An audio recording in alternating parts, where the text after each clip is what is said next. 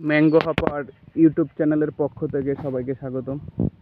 এর আগেও আমি এই ব্যানানা ম্যাঙ্গো জাতটি নিয়ে একটি ভিডিও করেছিলাম।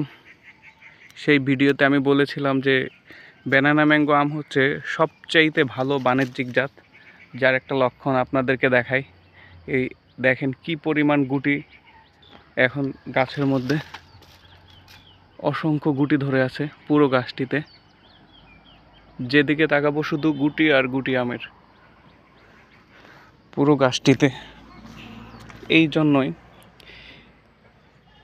আরও কিছুদিন গেলে, আরও যখন বড় হবে তখন আরও সুন্দর এবং চমৎকার লাগবে দেখতে।